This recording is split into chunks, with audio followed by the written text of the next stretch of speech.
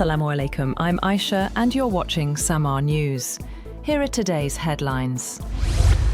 Iran has warned that any attack on its southern coast or islands would trigger the mining of Gulf waters and a full disruption of maritime routes. According to state media, the Defense Council said sea mines could be deployed across key shipping lanes, including access routes in the Gulf. The warning comes amid reports that the United States is considering options to target or blockade Iran's Kharg Island, a critical oil export hub, in an effort to reopen the Strait of Hormuz.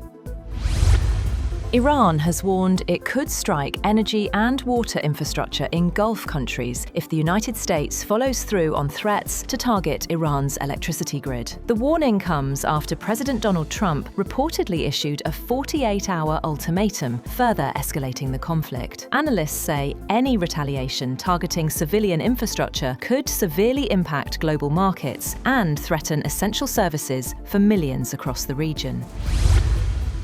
Oil prices have stabilized as investors weigh escalating US and Iranian threats to energy facilities against the potential return of Iranian oil supplies to global markets. Brent crude edged slightly lower to around $112 a barrel, while US West Texas Intermediate also saw a minor dip after recent gains. Markets are balancing fears of further conflict with expectations that lifted sanctions could release millions of barrels of Iranian oil into circulation.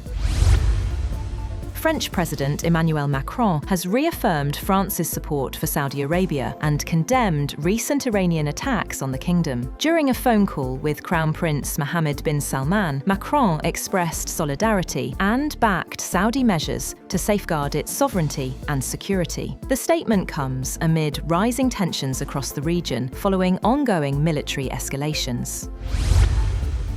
European Union Foreign Policy Chief Kaja Kallas has held talks with Iran's Foreign Minister Abbas Araghchi amid escalating tensions in the Middle East. EU officials say Kallas also spoke with counterparts in Turkey, Qatar, and South Korea to address the conflict, attacks on energy infrastructure, and the urgent need to reopen the Strait of Hormuz. The calls are part of ongoing diplomatic efforts, with warnings that threats to critical infrastructure could impact millions across the region and beyond.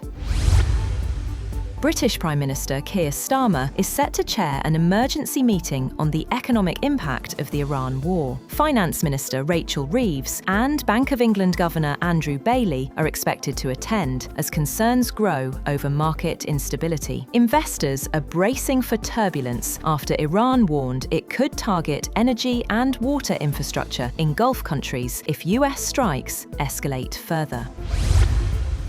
Cuba says it is prepared for any potential US attack as tensions rise amid an ongoing oil blockade. Deputy Foreign Minister Carlos Fernandez de Cosio said Havana is ready for all scenarios, responding to recent remarks by US President Donald Trump. The comments come as both countries remain in talks, even as the blockade pushes Cuba deeper into an economic crisis.